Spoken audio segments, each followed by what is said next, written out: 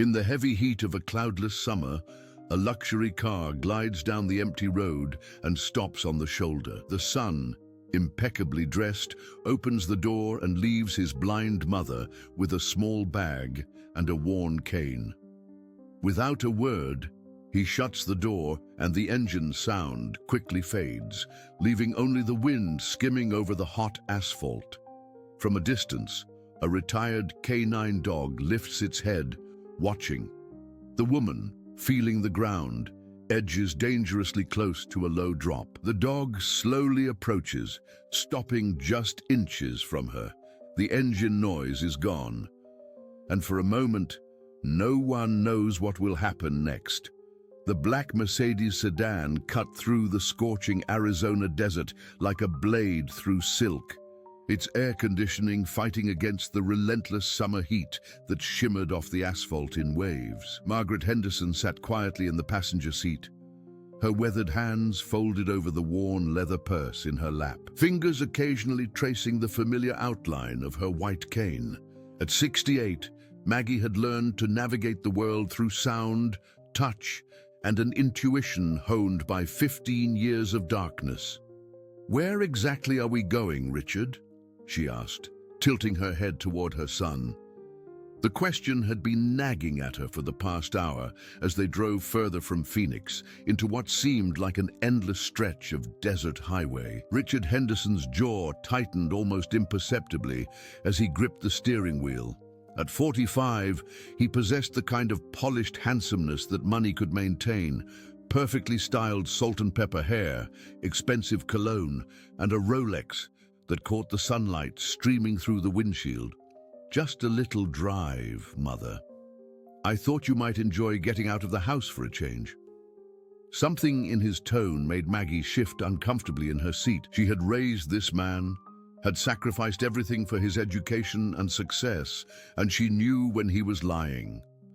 The subtle tension in his voice, the way his breathing had changed, these were tells that blindness had taught her to recognize with painful accuracy.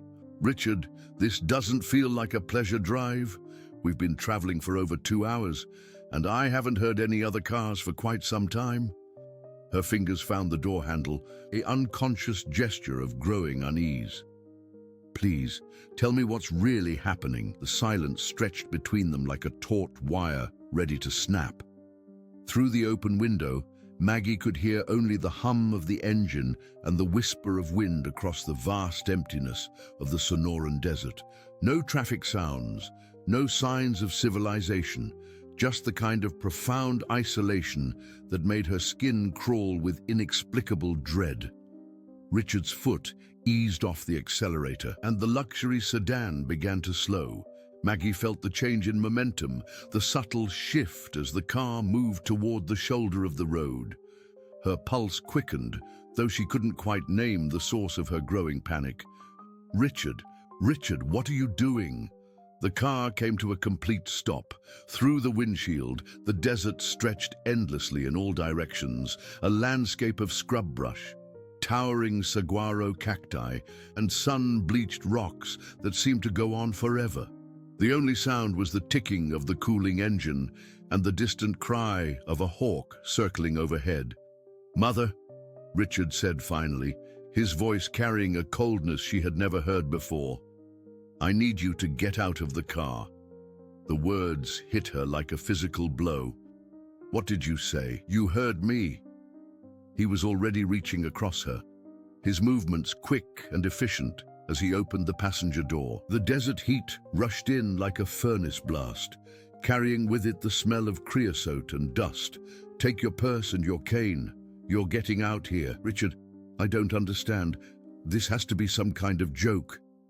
Maggie's voice trembled, her hands clutching her purse tighter.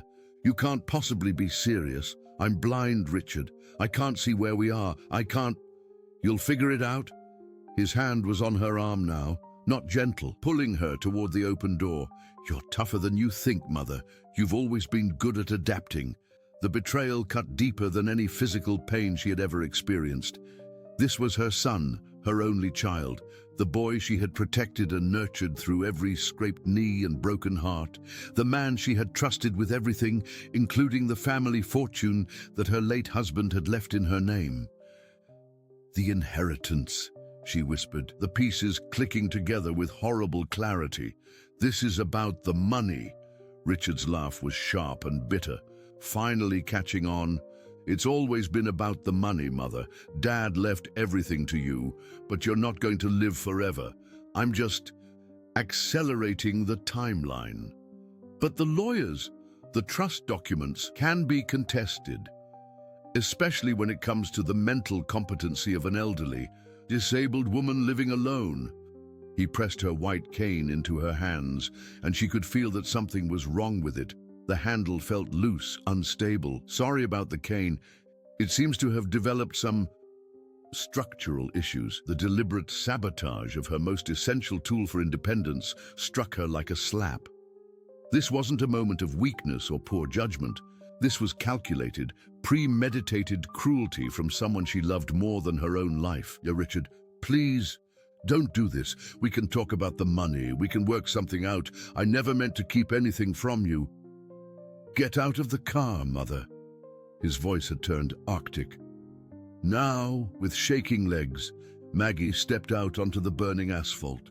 The heat was overwhelming, pressing down on her like a weight. She heard the passenger door slam shut behind her, the sound echoing across the empty landscape like a gunshot. "Richard!" She turned toward the car, her damaged cane wavering uncertainly in her hand. "Richard, you can't leave me here. There's nothing out here, no water, no shelter." The engine roared to life. She heard the transmission shift into drive, felt the whoosh of air as the Mercedes pulled away from the shoulder and back onto the highway.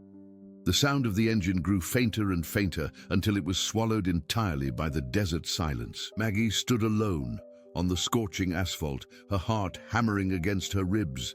The sun beat down mercilessly on her shoulders, and already she could feel sweat beading on her forehead. The silence was complete now, except for the whisper of wind through the desert vegetation and the occasional buzz of an insect. She tried to take a step forward with her cane, but the loose handle shifted dangerously, nearly sending her sprawling onto the road. The damage was extensive. She could feel that the connection between the handle and the shaft had been deliberately weakened. Without a reliable cane, navigation would be not just difficult, but potentially fatal in this terrain. From somewhere in the distance came a sound that made her freeze, the soft padding of footsteps on dirt. Not human footsteps, but something else. Something large, moving with purpose through the brush beside the road. "Hello?" she called out, her voice cracking with fear and dehydration that was already beginning to set in. "Is someone there?" The footsteps stopped. In the profound silence that followed, Maggie could hear her own ragged breathing and the thundering of her pulse in her ears. Then, slowly, deliberately, the footsteps resumed, closer now, moving parallel to the road. She gripped her broken cane tighter and tried to calm her racing thoughts. Whatever was out there was large enough to be dangerous. A coyote, perhaps, or worse. She had heard stories about mountain lions in this part of Arizona, predators that could track prey for miles across the desert. But as the creature drew nearer, she detected something unexpected in its movement. There was a discipline to the footsteps, a measured cadence that spoke of training rather than wild instinct. Whatever was approaching her was moving with the purposeful gait of an animal, accustomed to following commands and maintaining formation. A dog. It had to be a dog. The realization brought both relief and new questions. What was a dog doing out here in the middle of nowhere? Was it lost, like her? Or was there someone nearby, someone who might help her find her way to safety? The footsteps stopped again, and this time Maggie could sense a presence directly in front of her, just a few feet away. She could hear steady breathing, could almost feel the weight of eyes watching her with careful intelligence. "Hello there," she said softly, the way she had always spoken to animals.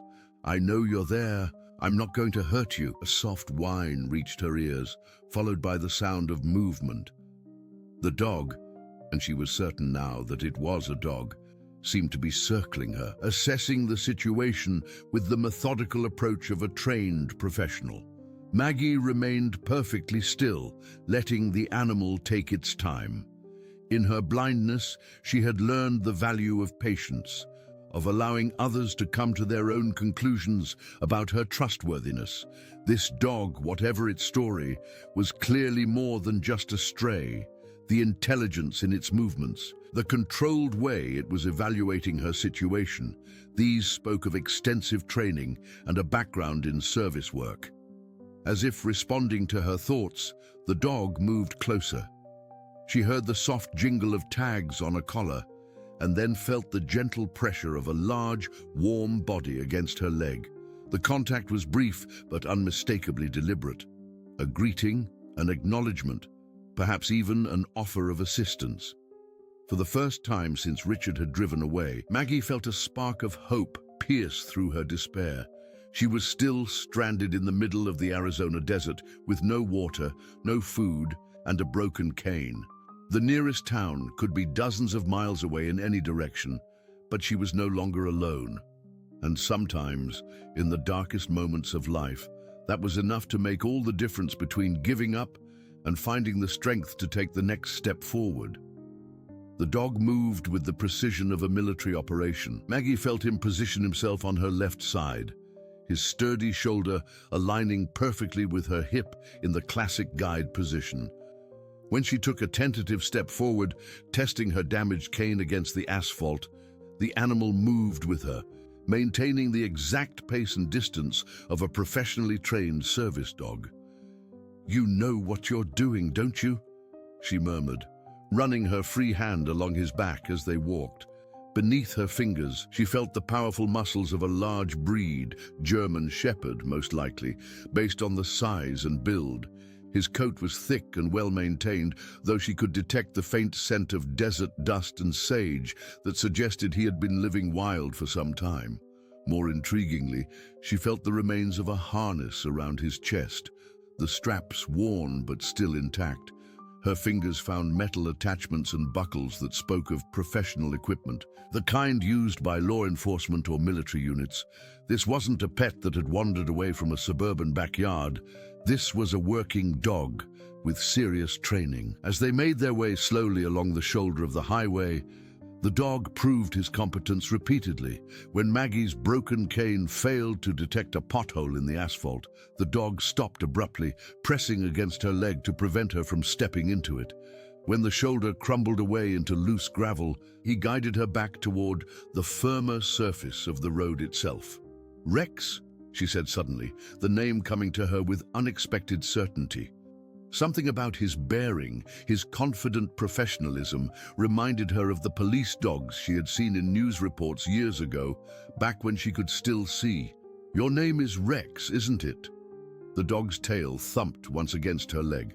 Acknowledgement, perhaps, or simple pleasure at hearing a familiar sound. The sun was beginning its descent toward the western horizon, but the heat remained punishing.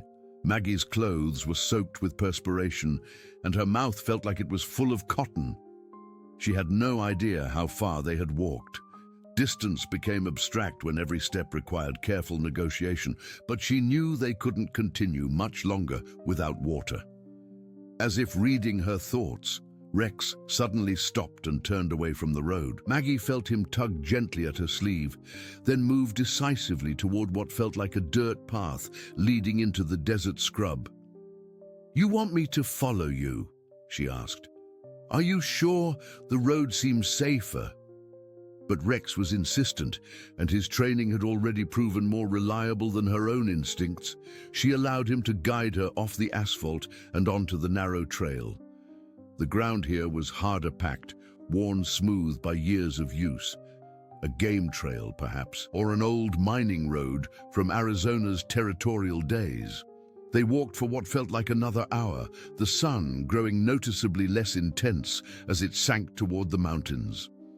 The air began to carry new scents, something that might have been water, and the distinctive smell of weathered wood.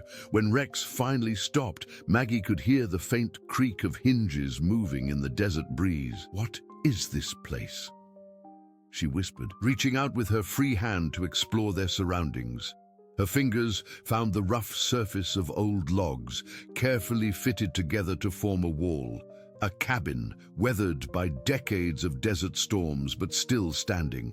Rex guided her to what felt like a front door, hanging slightly ajar on rusty hinges. Inside, the air was cooler and carried the musty smell of abandonment. But there was something else, too. Metal and leather, and the distinctive chemical scent of cleaning solvents. As Maggie felt her way around the single room, guided by Rex's steady presence, her hands discovered objects that told a story.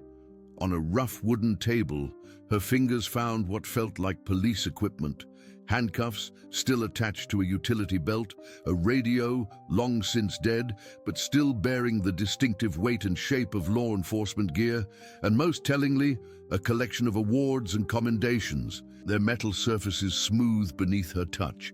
"This was your place, wasn't it?" she said to Rex, who had settled beside her feet with a soft sigh. "You lived here with your partner." The dog whined softly, a sound that carried a weight of memory and loss that Maggie understood all too well. She had heard that same note in her own voice during the dark months after her husband's passing, when the world had seemed emptied of purpose and meaning. In one corner of the cabin, her exploration revealed a cache of supplies that suggested Rex's human partner had been prepared for emergencies.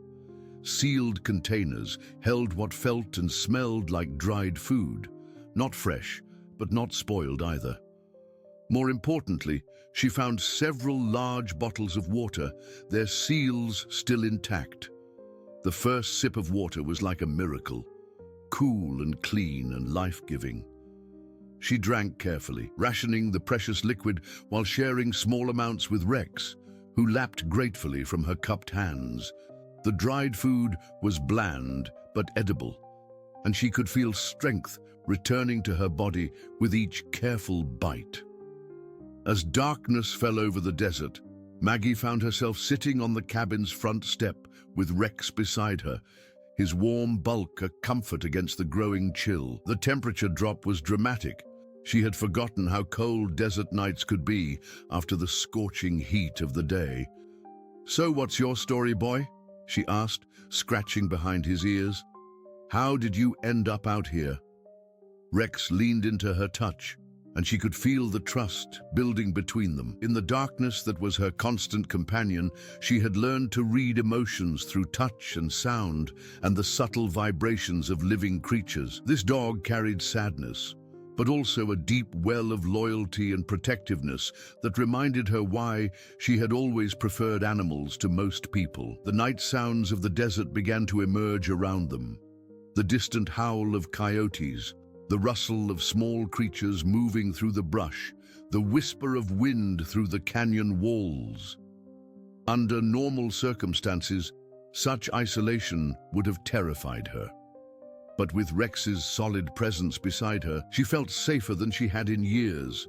It was then that the memories began to surface, unwelcome thoughts about Richard and the cold calculation in his voice as he had forced her from the car. The betrayal cut deeper each time she replayed the scene, but beneath the hurt was a growing anger that surprised her with its intensity. She had given that man everything. After his father's accident 15 years ago, she had structured her entire life around supporting Richard's education and career. She had managed the family investments carefully, ensuring that the Henderson fortune continued to grow even as she learned to navigate her new world of blindness.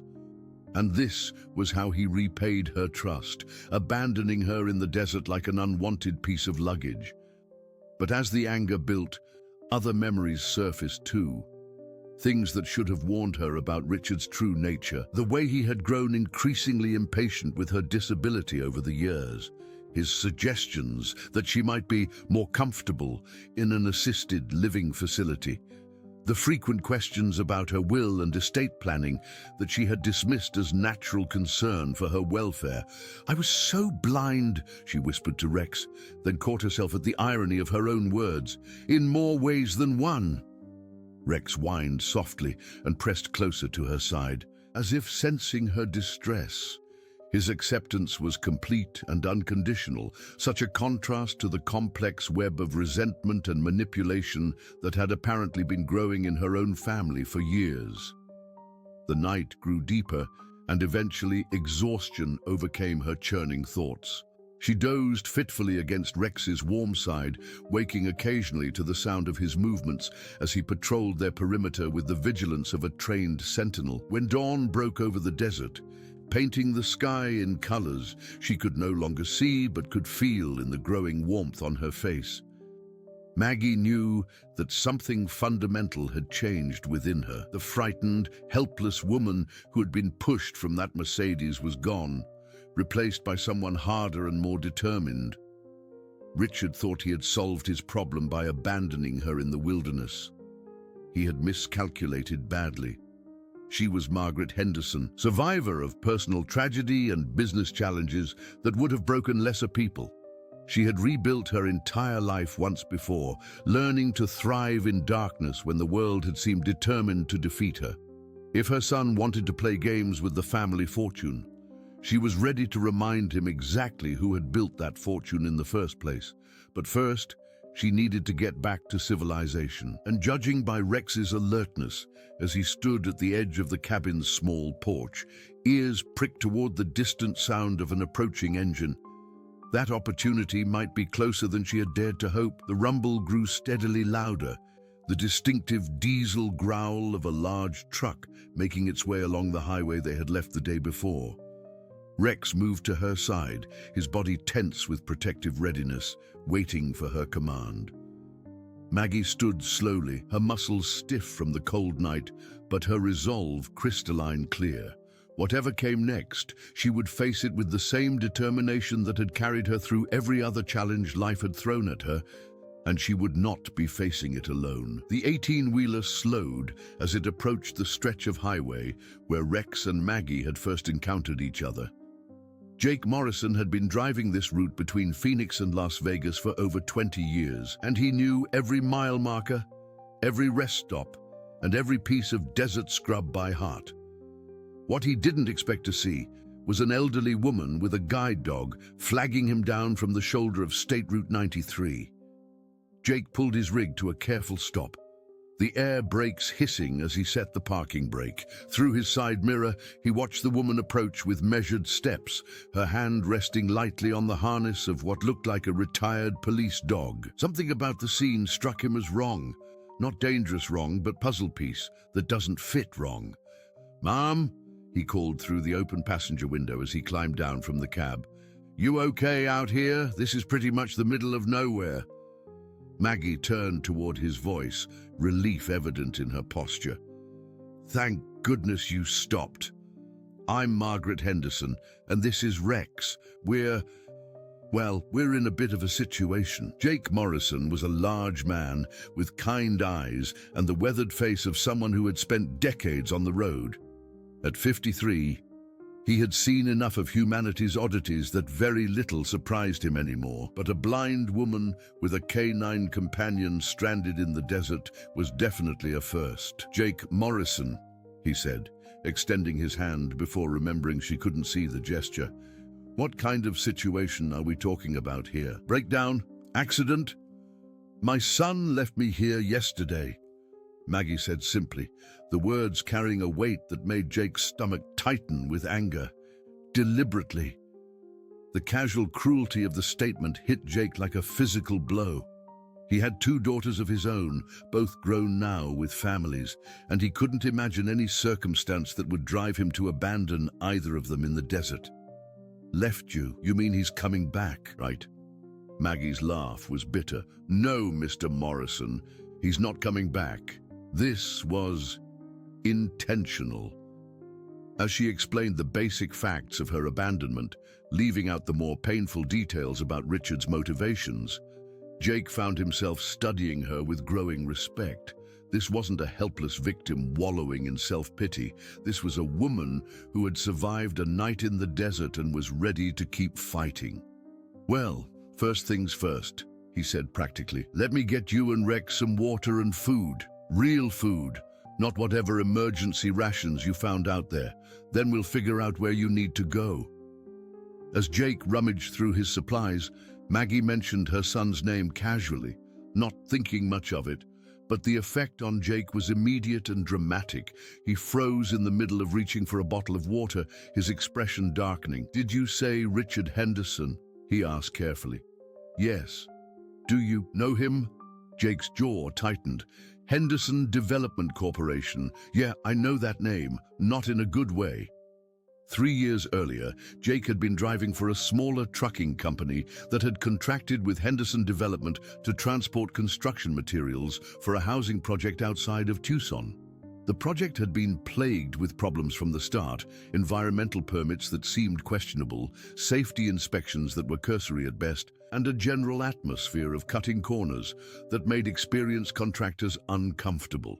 Jake's company had delivered materials as contracted, but when it came time for payment, Henderson Development had suddenly discovered deficiencies in the delivery schedules that voided their payment obligations. Jake's employer had ended up eating the cost of several large shipments, eventually leading to layoffs and downsizing that had cost Jake his job. "Your son's company has a reputation for sharp business practices," Jake said diplomatically, not wanting to hurt Maggie with the full truth of Richard's corporate behavior. "Let's just say he's made some enemies in the construction and transportation business." But Maggie was too intelligent not to read between the lines. "What kind of enemies?" Jake hesitated, then decided she deserved the truth. "The kind who think contracts are suggestions and other people's money is free for the taking. I'm sorry, Mom, but your son's business dealings are questionable. A lot of small companies have been hurt by Henderson Development's payment practices." The revelation hit Maggie with the force of another betrayal. She had always assumed Richard's business success was built on the foundation of integrity that her late husband had established. To learn that he had been systematically cheating contractors and suppliers added another layer of disgust to her already overwhelming disappointment. "I never knew," she whispered. "He always told me the business was thriving because of smart investments and good management." "Maybe that's what he wanted you to believe," Jake said gently. "But from where I sit, it looks more like he's been building his fortune by stepping on people who can't fight back." As they shared food and water beside Jake's truck, Rex remained alert and watchful, his training evident in the way he monitored their surroundings. Jake noticed the dog's behavior and commented on it. "That's a serious working dog you've got there? Police trained?" "I think so. We found each other yesterday, and he's been taking care of me ever since. There was an old cabin up in the rocks where he used to live with his partner. Police equipment, commendations. It looked like they were stationed out here for some kind of long-term operation." Jake nodded thoughtfully. "This area sees a lot of smuggling activity. Drugs, people, stolen goods, anything that needs to move between Phoenix and Vegas without going through official checkpoints. Could be Rex and his partner were working interdiction operations." The pieces of a larger puzzle were beginning to emerge, though none of them fully understood its scope yet. As they prepared to continue toward the nearest town, Jake's CB radio crackled to life with the familiar chatter of long-haul drivers sharing road conditions and gossip. It was through this network that they learned something that made both Jake and Maggie freeze with shock. Another driver, heading east from Las Vegas, reported seeing news crews and police activity around a luxury hotel where some kind of press conference was taking place. "Heard it was some rich developer from Phoenix," the voice on the radio said. "Henderson something. Claims his elderly mother went missing from their family home. Real tearjerker of a story. Disabled woman, probably confused, and families offering a big reward for information." Jake reached over and turned up the volume, his expression grim. Maggie's face had gone pale as she listened to the distorted description of events that bore no resemblance to the truth of her abandonment. He's already spinning the story, she said quietly, making himself look like the grieving son while I'm painted as a confused old woman who wandered off. Smart, Jake admitted grudgingly. Gets ahead of any questions about how you ended up missing. If someone finds you and you tell the truth about being abandoned, he can claim you're disoriented or suffering from dementia. The calculated nature of Richard's deception was breathtaking in its thoroughness. He hadn't just abandoned her on impulse, he had prepared a comprehensive strategy to discredit anything she might say if she survived. There's something else, Jake said hesitantly. The radio mentioned he's not alone at this press conference. He's got a business partner with him, somebody named Blake. Thomas Blake. Maggie's blood ran cold. She knew that name, though she had tried to forget it. Thomas Blake had been Richard's roommate in college, a charming young man with expensive tastes and flexible ethics. She had never liked him, had always felt that his influence on Richard was corrosive and dangerous. Tom Blake, she murmured. Oh, I should have known he'd be involved in this somehow. You know him? Unfortunately, he's been Richard's closest friend since college and his business partner for the last 5 years. If Tom is involved in this scheme, then it's not just about inheriting my money eventually. They're planning something much more immediate and comprehensive. As Jake fired up his truck's engine, preparing to take them toward the nearest town with a police station, Maggie's mind was racing through possibilities she didn't want to consider. Richard and Tom together had always been trouble. Their college years had been marked by pranks that crossed ethical lines and schemes that skirted legal boundaries. Now they were successful businessmen with resources and connections, and they had decided she was an obstacle to be removed. The question was how far they were willing to go to eliminate that obstacle permanently. Rex seemed to sense her growing tension, pressing closer to her leg as the truck began to roll forward. In the growing darkness outside, the desert looked both beautiful and menacing, full of shadows that could hide any number of threats. Mr. Morrison, she said quietly, I think we need to be very careful about who we trust from here on out. If Richard and Tom are working together on this, they have money and connections that could make life very difficult for anyone who tries to help me. Jake's grip tightened on the steering wheel. Let them try. I've been stepped on by bigger bullies than your son and his partner. And besides, he glanced at Rex in the rearview mirror, we've got ourselves a pretty serious guardian angel riding along. But even as he spoke the confident words, Jake couldn't shake the feeling that they were heading into something much more dangerous than a simple family dispute. The radio chatter continued around them, filled with the ordinary concerns of working people trying to make an honest living.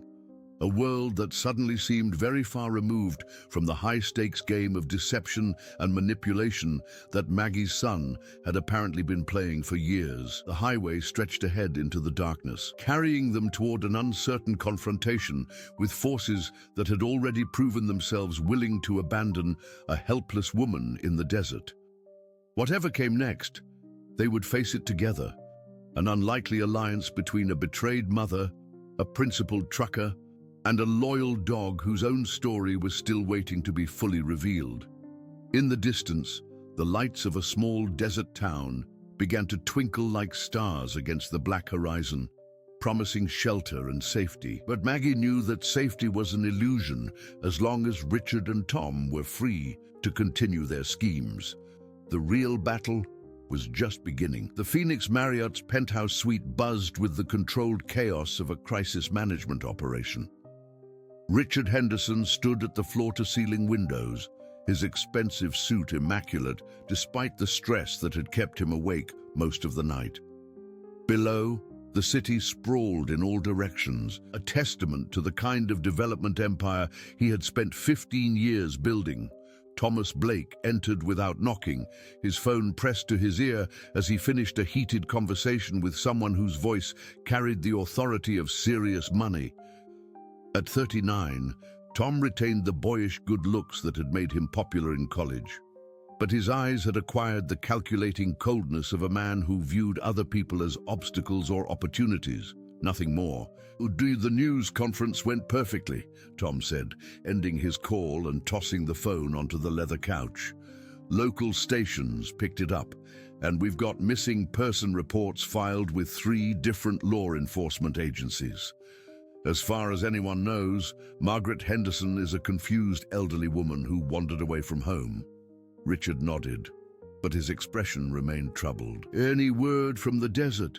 That's where we have a problem. Tom moved to the wet bar and poured himself 3 fingers of scotch, despite the early hour. I just got off the phone with our contact at the state police. They've had reports of a woman matching your mother's description being spotted near a truck stop in Kingman. The tumbler in Richard's hand cracked audibly as his grip tightened. That's impossible. I left her more than 60 miles from anywhere. In this heat, without water? Apparently she's tougher than we thought, and according to the reports, she's not alone. Witnesses describe a large dog with her, some kind of police or military breed. Richard began pacing, his carefully constructed facade beginning to show stress fractures.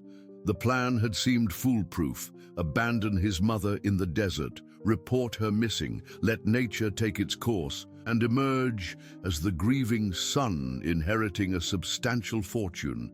Clean, simple, and completely deniable. We need to accelerate our timeline, Tom said, settling into an armchair with his drink. The longer she's out there talking to people, the greater the risk that someone will start asking uncomfortable questions about her story. What are you suggesting? Tom's smile was cold and predatory. I'm suggesting we stop relying on the desert to solve our problem and take a more direct approach. We have resources, Richard. We have connections. We use them. The conversation was interrupted by the sharp buzz of Tom's phone. He glanced at the caller ID and his expression darkened. It's Martinez. Rodriguez Martinez ran a private security firm that specialized in what he called discrete problem resolution for corporate clients. His services had proven invaluable to Henderson Development on several occasions when environmental protesters or stubborn property owners had threatened profitable development projects. Martinez, Tom answered, putting the call on speaker. Please tell me you have good news. I have information. Martinez's gravelly voice filled the room. Your target was spotted at a truck stop outside Kingman around noon yesterday. She was traveling with a trucker named Jake Morrison and what my source describes as a K9 unit. Richard and Tom exchanged glances. A police dog complicated things significantly. Is Morrison a problem? Tom asked. He could be. My research shows he's had previous conflicts with Henderson Development, lost his job 3 years ago after your company disputed payment on a contract his employer held. He might be sympathetic to the woman's story, especially if she's claiming abandonment. The irony wasn't lost on Richard, that his own business practices were now creating enemies who might help his mother. Henderson Development's aggressive approach to contract disputes had saved the company millions over the years, but it had also left a trail of bitter former partners who harbored grudges. Where are they now? Tom asked. Unknown. Morrison's truck left the Kingman area yesterday evening, but we lost track of it after that. However, I have teams positioned at likely destinations: Flagstaff, Phoenix, Las Vegas. If they surface, we'll find them. And when you do, Martinez's pause was meaningful. What level of resolution are you authorizing? Tom started to respond, but Richard held up a hand. Despite everything, the woman they were discussing was still his mother. The thought of anything happening to her beyond the planned abandonment made his stomach clench with unexpected guilt. We just need her brought back safely, Richard said carefully. She's clearly disoriented and needs medical attention.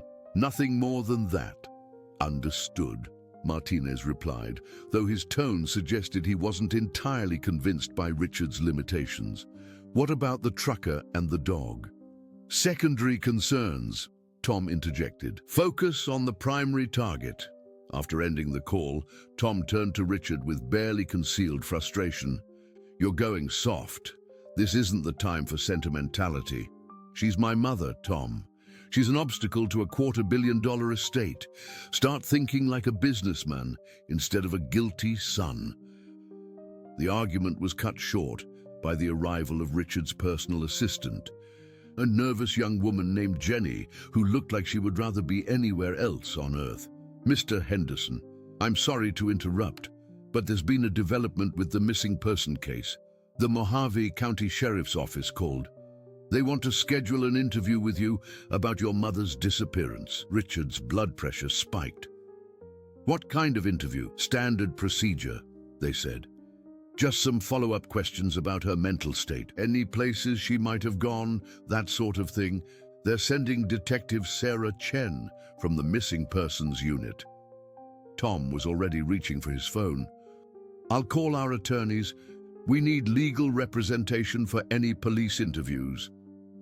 "That will look suspicious," Richard protested. "Having lawyers present for a police interview is standard practice for anyone with assets to protect. Not having them would be stupid." Tom was already dialing. "Besides, Chen has a reputation for being thorough. If your mother's story starts contradicting the official version, we need to be prepared." Meanwhile, 200 miles away, Jake Morrison's truck was parked behind a roadside diner that had seen better decades. The faded neon sign flickered intermittently, casting pale light across the cracked asphalt parking lot. Inside the diner, Maggie sat in a corner booth with Rex at her feet, slowly working her way through a plate of eggs and hash browns, while Jake made phone calls from the parking lot. The past 24 hours had taken their toll on her, but there was a steel in her spine that hadn't been there when Richard had pushed her from his car. Survival had awakened something fierce and determined within her, a reminder of the woman who had rebuilt her life after losing her sight 15 years ago. Her purse sat on the table beside her plate, its familiar weight a comfort in the chaos that her life had become. Inside were the usual items any woman might carry: wallet, keys, tissues, but also documents that she hadn't thought about in years. Papers related to her late husband's estate, insurance policies, and most importantly, the original trust agreements that established the Henderson family fortune. She'd been carrying those documents to her attorney's office the day before Richard had suggested their drive, intending to review and update her will. The timing now seemed anything but coincidental. "Rex, I think we've been very naive about Richard's motivations," she murmured to the dog, who lifted his head at the sound of his name. "This isn't just about inheriting money eventually. I think he's been planning this for a long time." Rex's ears perked up suddenly, his body tensing with alert attention. Through the diner's grimy windows, Maggie could see Jake's silhouette still talking on his phone near the truck. But Rex's focus was directed elsewhere, toward the parking lot's entrance, where headlights were turning in from the highway. Two vehicles, moving with the coordinated precision of a planned operation. "What is it, boy?" Maggie whispered, her hand finding Rex's harness as the dog's professional training kicked into high gear. Rex rose to his feet, every muscle coiled and ready. His low growl was barely audible, but the message was clear. Danger was approaching, and he was prepared to meet it.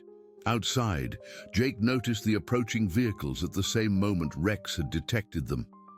His years on the road had given him an instinct for trouble, and something about the way these cars had entered the parking lot, too fast, too coordinated, too purposeful, set off every alarm bell in his head. He ended his phone call abruptly and started jogging toward the diner, but the occupants of the two cars were already moving. 4 men in dark clothing, moving with military precision toward the building's entrances. Inside the diner, Rex's growl deepened. The few other patrons, a tired waitress and an elderly farmer nursing coffee at the counter, were oblivious to the drama unfolding around them. Maggie's survival instincts, sharpened by years of navigating a world she couldn't see, told her that running was no longer an option. Whatever was coming through those doors wasn't going to be reasoned with or avoided. "Rex," she whispered, her hand tightening on his harness, "I hope your training included protecting civilians, because I think we're about to find out how good you really are. The diner's front door opened with the electronic chime that announced new customers. But the footsteps that followed weren't those of people looking for coffee and pie. They were the measured, purposeful steps of professionals with a job to do. Rex moved into position between Maggie and the approaching threat, his body language shifting into something that would have been recognizable to any combat veteran. This wasn't a pet anymore. This was a weapon, trained and ready to deploy. The first man rounded the corner of their booth, and everything changed in an instant. Rex's transformation was instantaneous and absolute. The gentle companion who had guided Maggie through the desert became something else entirely. 80 pounds of trained precision moving with lethal purpose. His first bark was not a warning, but a command, the kind of sound that made experienced criminals freeze in their tracks. The lead man, reaching for Maggie's arm, found himself facing a snarling wall of German shepherd muscle and determination. Rex's training kicked in with military efficiency. He didn't attack randomly, but struck with surgical precision, his teeth finding the man's wrist and applying exactly enough pressure to disable without causing permanent damage. "Federal K-9!" Jake shouted as he burst through the diner's front door, playing the only card he could think of to scatter the attackers. "This is a protected witness transport." The bluff worked better than he had hoped. The remaining 3 men, already unnerved by Rex's professional response, hesitated just long enough for Jake to grab Maggie's arm and pull her toward the diner's back exit. "Rex, come!" Maggie called, and the dog instantly disengaged from his target, following them in perfect formation as they fled through the kitchen and out into the alley behind the building. Jake's truck was parked 50 yards away, and they covered the distance in record time. Rex leaped into the cab first, then helped guide Maggie up while Jake fired the engine and threw the transmission into gear. Gravel sprayed behind them as they roared out of the alley and onto a service road that ran parallel to the main highway. "Are you hurt?"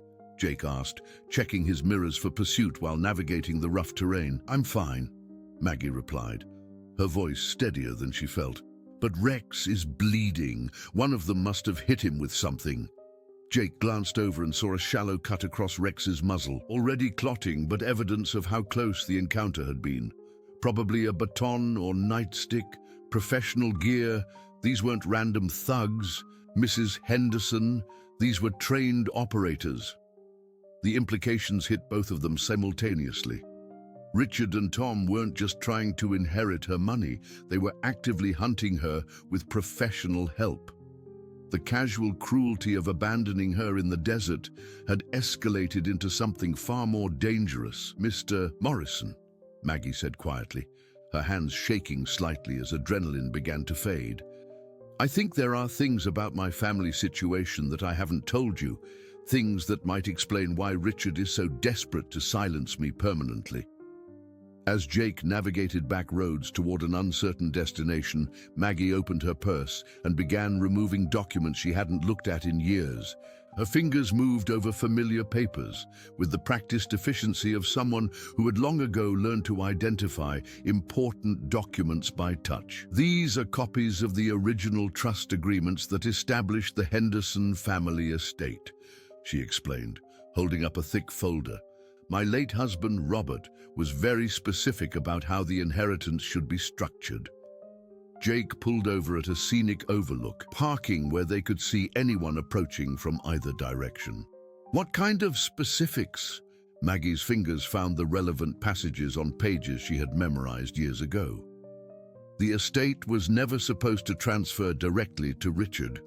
Robert knew our son had impulse control issues with money. The trust was designed so that I would maintain control until Richard reached the age of 50 and demonstrated what the documents call fiscal responsibility and moral character." "How old is Richard now?" 45. "And based on what you've told me about his business practices, I'd say he's moving in the opposite direction from moral character." Jake whistled low. "So if these documents are legitimate, He can't inherit anything for another 5 years, and only then if you approve. Exactly, but there's more. Maggie pulled out another set of papers, these ones showing signs of more recent handling. These are amendments I had my attorney prepare last year. I was beginning to have concerns about Richard's business ethics, and I wanted to extend the oversight period. The pieces of Richard's desperation were beginning to make sense. He wasn't just trying to accelerate an inevitable inheritance.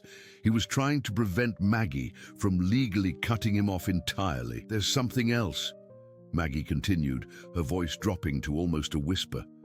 Something I've never told anyone, not even my attorney, about the accident that caused my blindness. Rex lifted his head at the change in her tone, sensing the weight of what she was about to reveal. Even Jake found himself holding his breath, understanding instinctively that whatever came next would change everything.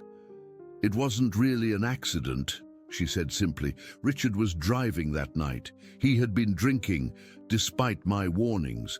We were coming home from a business dinner where he had embarrassed himself and potentially cost us a major development deal.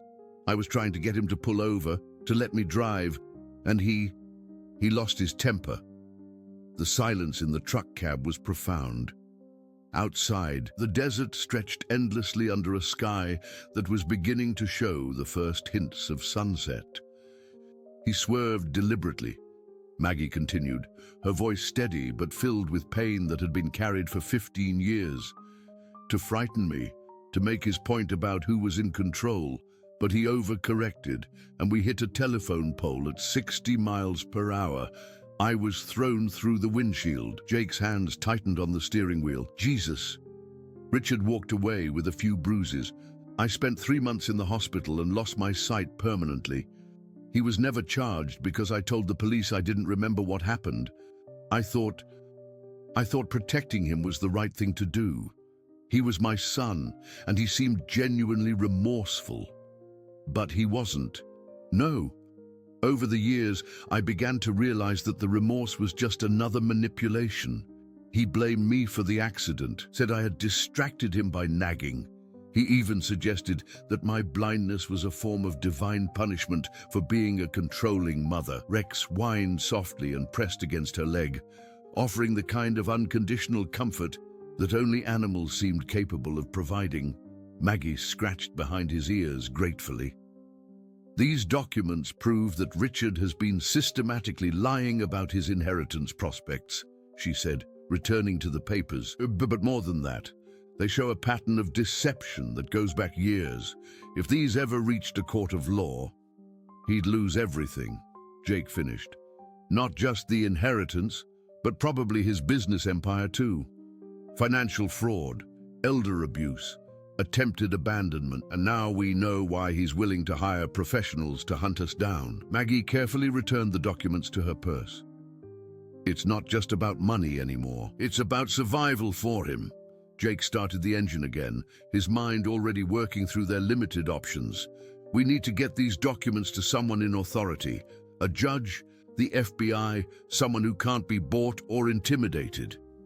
Easier said than done. Richard has connections throughout the Phoenix legal and business community. Tom Blake's family has political influence that goes back generations. We're not just fighting two men, we're fighting an entire network of power and privilege. As they pulled back onto the road, Rex suddenly became alert again, his ears pricked toward the horizon behind them. In the distance, barely visible against the darkening sky, a helicopter was approaching from the direction of the diner. How badly do they want us? Jake muttered, pressing harder on the accelerator. The helicopter was definitely following the road, flying a search pattern that would eventually lead it directly to them.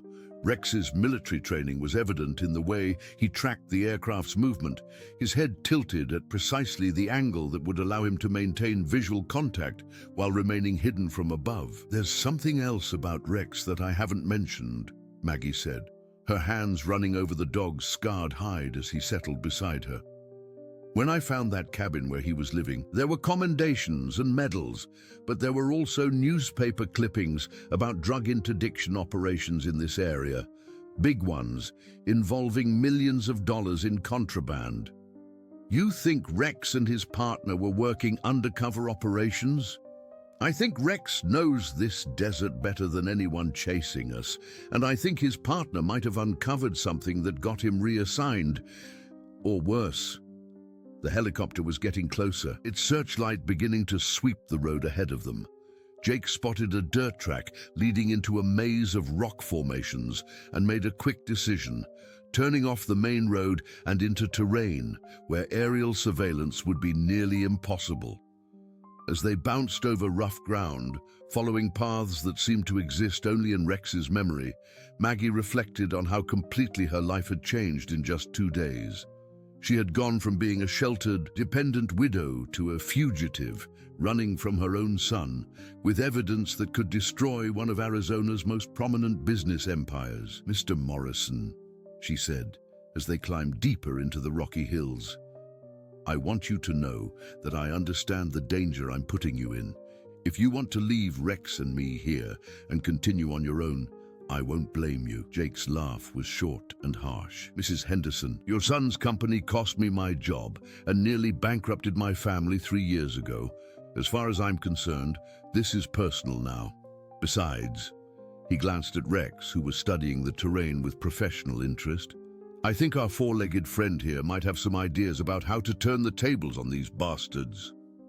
Rex's tail thumped once against the seat, and for the first time since this nightmare began, Maggie allowed herself to hope that they might actually survive long enough to see justice done. But in the distance, more lights were appearing on the horizon. The hunt was intensifying, and their enemies had resources that seemed limitless. The real test of their unlikely alliance was still ahead, hidden somewhere in the darkness that was falling over the desert like a shroud. Thomas Blake stood in the marble foyer of the Henderson family mansion, his expensive Italian shoes clicking against the polished stone as he surveyed the opulent surroundings. 24 hours ago, this had been Richard's inheritance to claim. Now, with Maggie still alive and potentially talking to authorities, it had become a liability that needed to be eliminated. "The gasoline is distributed throughout the house," Rodriguez Martinez reported, entering through the main door with 2 of his associates. "Security cameras have been disabled, and we've created evidence suggesting electrical problems with the wiring. When the fire marshal investigates, it will look like a tragic accident." Tom nodded, but his attention was focused on the massive oil painting of Robert Henderson that dominated the far wall. The patriarch of the Henderson fortune gazed down with the stern expression of a man who had built an empire through careful planning and ethical business practices, qualities that his son and business partner had systematically abandoned. "What about the documents in the study?" Tom asked. "Already destroyed. We found copies of trust agreements, will amendments, and correspondence with estate attorneys. Everything that could complicate the inheritance claim is gone." Tom's smile was cold and satisfied. With the original documents destroyed and Maggie discredited as a confused elderly woman, the legal path to the Henderson fortune would be much clearer. But there was still one loose end that required attention. "Where's Richard?" "At the hotel, making calls to search teams. He thinks he's coordinating the effort to find his mother." Martinez's expression showed exactly what he thought of Richard's naivety. "Should I inform him about the fire?" "No. Let him learn about it with everyone else. Shock and grief will be more convincing if they're genuine." What Tom didn't tell Martinez was that Richard's grief would be irrelevant within the next few hours. The plan had evolved beyond simply eliminating Maggie as an obstacle. Tom had realized that with both mother and son gone, the entire Henderson estate would be vulnerable to claims from more distant relatives. Claims that could be easily manipulated by someone with the right legal connections and a complete understanding of the family's financial structure. Someone like Thomas Blake, who had spent 5 years gaining intimate knowledge of every Henderson asset and investment. Meanwhile, deep in the rock formations 30 miles from the mansion, Jake Morrison's truck sat hidden in a canyon that Rex had led them to with the confidence of familiar territory. The dog's knowledge of this landscape was proving invaluable, but it was also raising questions about exactly what kind of operations he had been involved in. "This place has been used before," Maggie observed, running her hands over what felt like equipment caches built into natural caves. "There are permanent installations here, communication equipment, supply depots." Jake was examining a radio setup that looked military-grade, though it had been inactive for some time. "Rex, this was your base of operations, wasn't it? You and your partner were running surveillance on someone." Rex's ears perked up at the mention of his former partner, and he moved to a specific spot in the cave where Jake found a metal footlocker secured with a combination lock. The dog sat beside it and barked once, clearly indicating its importance. "Can you get it open?" Maggie asked. Jake studied the lock, then noticed scratches around the numbers that suggested frequent use. Someone's muscle memory might have worn a pattern. "Rex, can you show me what your partner used to do here?" The dog's response was immediate and startling. Rex placed his paw on the lock and pushed against specific numbers in sequence, a trick he had obviously been trained to perform. The lock clicked open, revealing contents that made both Jake and Maggie catch their breath. Photographs, dozens of them, showing Richard and Tom in meetings with people who clearly weren't legitimate businessmen. Financial records documenting cash transactions that dwarfed the reported profits of Henderson Development. And most damning of all, audio recordings on digital devices that captured conversations about money laundering, tax evasion, and the systematic corruption of public officials. Rex's partner was building a criminal case, Maggie whispered, pieces falling into place. That's why the cabin was abandoned. That's why Rex was living alone out here. Jake found a journal in the bottom of the footlocker, its pages documenting a federal investigation into organized crime connections in Arizona's construction industry. The final entries, dated 6 months ago, made chilling reading. Listen to this," Jake said, reading aloud. "Blake has become suspicious of our surveillance. Henderson seems genuinely unaware of the money laundering operations. But Blake is using Henderson Development as a front for much larger criminal enterprises. Recommend immediate action before Blake realizes how much evidence we've gathered." "What happened to the officer who wrote this?" Maggie asked, though she suspected she already knew the answer. "The last entry says he was being transferred to a new assignment in Montana, but the writing looks forced, like someone was making him write it under duress." Rex whined softly, a sound filled with loss and longing that confirmed their worst suspicions. His partner hadn't been transferred, he had been eliminated, leaving Rex alone to guard evidence that could bring down one of Arizona's most powerful criminal networks. "Tom Blake," Maggie said quietly. "He's not just Richard's business partner. He's been using our family company to launder money for organized crime, and when a federal investigation got too close, he made sure the investigator disappeared." The scale of the conspiracy was staggering. Henderson Development wasn't just cheating contractors and suppliers. It was serving as a front for massive financial crimes that reached into the highest levels of Arizona's political and business establishment. Jake's CB radio crackled to life with an urgent bulletin that made them all freeze. "Massive fire at the Henderson estate in Paradise Valley. Fire department is calling it a total loss. Arson investigators are en route, but preliminary reports suggest electrical failure in the main house." Maggie's face went white. "They're destroying evidence, all the backup documents, the family records, everything that could corroborate what we've found here." "Not everything," Jake said grimly, looking at the treasure trove of evidence they had just discovered. Rex's partner was thorough. "This is enough to bring down Blake's entire operation, maybe even some of his criminal associates." But even as he spoke, they could hear the sound of helicopters in the distance, getting closer. The search had intensified, and their hideout wouldn't remain secret much longer. "We need to get this evidence to federal authorities," Maggie said, but not local FBI. Blake's connections might reach that far. We need someone from outside Arizona, someone he can't influence. Jake was already packing the most critical documents and recordings into a waterproof bag. I know someone in the U.S. Attorney's Office in Denver. Clean reputation, no connections to Arizona politics. If we can get this evidence to her... Rex suddenly became alert, his body tensing as he focused on sounds that human ears couldn't yet detect. Then they heard it too, vehicles approaching on the canyon road, moving with the coordinated precision of a military operation. "How did they find us?" Jake whispered. Maggie's expression was grim. "They've been tracking us somehow. Maybe the truck, maybe surveillance we don't know about. But it doesn't matter now. What matters is making sure this evidence survives, even if we don't."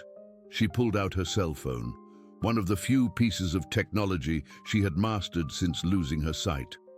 "I'm going to call my attorney in Phoenix. If something happens to us, at least someone will know the truth about what Richard and Tom have been doing." But as she dialed, Jake noticed something that made his blood run cold. One of the radio displays in the cave was showing activity. Someone was monitoring their communications, had probably been listening to their conversations for hours. "Mrs. Henderson," he said quietly, "I don't think we're the only ones who know about this hideout anymore." Outside, the sound of approaching vehicles grew louder, and Rex positioned himself at the cave entrance in a stance that indicated he was prepared to make a last stand. His training and loyalty had brought them this far, but they were about to face odds that even a highly trained K-9 officer might not be able to overcome. In Phoenix, Richard Henderson sat in his hotel suite, staring at television coverage of his family home burning to the ground. Something about Tom's absence during this crisis was beginning to trouble him, a nagging feeling that his oldest friend might not be the ally he had always appeared to be. The phone rang, startling him from his troubled thoughts. Tom's voice was smooth and reassuring, but Richard detected something underneath. A note of satisfaction that seemed inappropriate given the circumstances. "Terrible news about the house," Tom said. "But look at it this way. Now there's no evidence of your mother's declining mental state to complicate the inheritance proceedings." "What do you mean?" "Medical records, psychiatric evaluations, correspondence about her competency, all destroyed in the fire. Clean slate, Richard. Sometimes tragedy can be a blessing in disguise." Richard felt a chill that had nothing to do with the hotel's air conditioning. Tom was talking like someone who had expected the fire, who had perhaps even planned it. The realization hit him with the force of a physical blow. His partner hadn't just been helping him eliminate an obstacle to his inheritance. Tom Blake had been playing a much longer game, one that might not include Richard Henderson surviving to enjoy his victory. As the call ended, Richard found himself staring at his reflection in the hotel's mirror, seeing clearly for the first time the man he had become and the forces he had set in motion. Somewhere out in the desert, his mother was fighting for her life against enemies he had helped create. And for the first time in 15 years, Richard Henderson felt something that might have been remorse. The first gunshot shattered the desert silence like thunder, echoing off the canyon walls as Martinez's team stormed the cave entrance. Rex didn't hesitate. 15 years of training took over as he launched himself at the lead attacker, his powerful jaws clamping down on the man's weapon arm with precision that spoke of countless hours of practice. Jake grabbed Maggie's arm, pulling her deeper into the cave system as more shots rang out behind them. "There's another exit," he shouted over the chaos. "Rex showed it to me earlier, but even as they fled through narrow passages that seemed to go on forever, Maggie clutched the waterproof bag containing the evidence that could expose the entire conspiracy. Whatever happened to them, this truth had to survive. Rex appeared beside them, blood on his muzzle but his eyes alert and determined. He had bought them precious time, but the pursuers wouldn't be far behind. The dog took the lead, guiding them through passages that had been carved by flash floods over millions of years, his intimate knowledge of the terrain their only advantage. Meanwhile, in Phoenix, Richard Henderson was experiencing the most profound crisis of conscience in his adult life. Tom's satisfied tone about the mansion fire had crystallized something that had been growing in his mind for hours. The realization that he was not the mastermind of this conspiracy, but its unwitting pawn. He thought about his mother, somewhere in the desert, probably terrified and alone. He thought about the accident 15 years ago, the one that had cost her sight and him his soul. He thought about the gradual erosion of his moral compass under Tom's influence, the small compromises that had led to this moment when hired killers were hunting his own mother. The decision, when it came, was surprisingly easy. Richard grabbed his keys and headed for the door, ignoring Tom's increasingly frantic phone calls. If his mother was going to die because of his actions, the least he could do was face that death with her. Back in the desert, the chase had become a deadly game of cat and mouse through terrain that seemed designed by nature for ambush and counter-ambush. Rex led them to another cache, this one containing communication equipment that Jake quickly activated. "Mayday! Mayday!" he broadcast on federal emergency frequencies. "This is Jake Morrison with a federal witness under attack in the Hualapai Mountains. We have evidence of organized crime operations and need immediate assistance." The response came back almost immediately, clear and professional. "Mr. Morrison, this is Agent Sarah Chen, FBI Phoenix. We've been monitoring chatter about your situation. Can you give us your exact location?" Maggie grabbed the radio. "Agent Chen, this is Margaret Henderson. I have evidence that my son Richard and his partner Thomas Blake have been using Henderson Development to launder money for organized crime. There's a federal officer who was investigating them.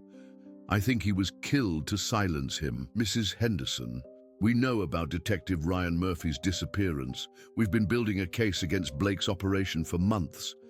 Where are you now?" Jake provided their coordinates as best he could, but they could hear Martinez's team getting closer, their voices echoing through the canyon as they methodically searched every possible hiding place. "FBI response team is 20 minutes out." Chen's voice crackled through the static. "Can you hold your position?" Rex growled low, his ears detecting movement that human senses couldn't yet perceive. The answer to Agent Chen's question was about to become academic. Martinez had found them. "You federal agents!" Jake shouted as armed figures appeared at both ends of their hiding place. "These are protected witnesses." Martinez's laugh was cold and professional. "No federal agents here, Morrison. Just an unfortunate desert accident. Amazing how many people get lost out here and never find their way home." But as Martinez raised his weapon, a new voice cut through the desert air, one that made everyone freeze in surprise. "Rodriguez, stand down!" Richard Henderson emerged from the canyon shadows, his expensive suit torn and dusty from the difficult climb into the mountains. He looked nothing like the polished businessman who had abandoned his mother 2 days earlier. His face showed the exhaustion of a man who had been wrestling with his conscience and finally lost the battle. "Mr. Henderson," Martinez said carefully, "you shouldn't be here. This is a cleanup operation." "No," Richard said firmly. "This is where it ends. Lower your weapons and step away from my mother." Martinez's expression hardened. "I take my orders from Blake, not you." And Blake was very specific about eliminating all potential witnesses. "Including me?" Richard asked quietly. The silence that followed was answer enough. Richard had finally understood what Jake and Maggie had realized hours earlier. Tom Blake's plan had never included leaving him alive to enjoy his inheritance. "Rex," Richard called to the dog, his voice carrying a note of command that surprised everyone, including himself. "Remember me? I used to bring you treats when you lived at the ranch with Detective Murphy." Rex's ears perked up, and suddenly pieces of a larger puzzle fell into place. The dog's former partner hadn't been just any federal agent. He'd been working undercover at the Henderson Ranch, investigating the family's business operations while posing as a caretaker for their horses and grounds. Detective Murphy was your friend, Richard continued, speaking to Rex but also to his mother. He was trying to prove that Tom was using our company for money laundering. I thought he was just a ranch hand, but he was actually trying to protect us from Tom's criminal associates. Martinez was getting impatient with the family reunion. Touching story, Henderson, but it's time to clean up this mess. That's when Rex made his choice. The dog had been trained to protect and serve, and in this moment, those instincts aligned perfectly with personal loyalty. He launched himself at Martinez with a speed and precision that left no doubt about his military background. The distraction was exactly what Jake needed. He tackled the nearest gunman while Richard, showing courage that had been dormant for 15 years, grappled with another. But it was Maggie who provided the decisive factor, using knowledge of the cave system that she had gained through careful exploration to guide FBI agent Chen's voice to their exact location. "Federal agents, drop your weapons!" The real FBI response team appeared like ghosts from the desert, their tactical gear and professional competence making Martinez's hired guns look like amateurs. The battle was over in seconds, leaving the criminals face down in the sand while Rex stood guard, his tail wagging with the satisfaction of a job well done. In the aftermath, as medical teams checked everyone for injuries and evidence technicians began cataloging the treasure trove of documents that would destroy Blake's criminal empire, Richard found himself sitting beside his mother on a boulder overlooking the canyon, where their family's secrets had finally been exposed. "Mum," he said quietly, using a word he hadn't spoken in years. "I'm sorry. For everything. For the accident. For abandoning you. For being too weak to see what Tom was doing to our family." Maggie reached over and took his hand, her fingers finding the familiar shape of his knuckles, scarred from a childhood accident when he had tried to prove his bravery by climbing too high in their old oak tree. "I know you are," she said simply, "and I forgive you, but more importantly, you found the courage to come back. That's what matters now." Rex settled beside them both, his job finally complete after months of guarding evidence and waiting for justice. Agent Chen approached with news that Thomas Blake had been arrested at Phoenix Sky Harbor Airport, trying to board a private jet with suitcases full of cash and forged documents. "The evidence you preserved will put Blake away for life," Chen told them. "And we've identified the location where Detective Murphy was buried." Rex never gave up on his partner, never stopped trying to complete their mission. As the sun set over the Arizona desert, painting the sky in colors that Maggie could no longer see but could still appreciate through the warmth on her face, the three unlikely allies, a mother, her reformed son, and a loyal dog, finally began their journey home. The legal battles would continue for months. Henderson Development would be restructured under federal oversight, its legitimate operations separated from Blake's criminal enterprises. Richard would face charges related to the money laundering, but his cooperation and genuine remorse would earn him a sentence of community service rather than prison time. Most importantly, the trust documents that had started this entire adventure would be honored. The Henderson fortune would remain under Maggie's control, managed with the wisdom and integrity that her late husband had always intended. But perhaps the greatest victory was the simplest one, a family relationship rebuilt on honesty instead of manipulation, strengthened by shared adversity and the recognition that love, like loyalty, sometimes requires the courage to do what's right, even when it's difficult. Rex would live out his days at the rebuilt Henderson Ranch, honored as both a hero and a family member. Detective Murphy's sacrifice would be remembered with a memorial that celebrated both human courage and canine devotion. And somewhere in the desert, the wind would continue to whisper through the canyons where truth had finally triumphed over deception. Dear friends, we hope that Margaret, Richard, and Rex's incredible journey has touched your hearts as much as it has touched ours. This story of redemption, loyalty, and the unbreakable bonds between a mother and son, with a heroic dog as their guardian angel, reminds us that it's never too late to find the courage to do what's right.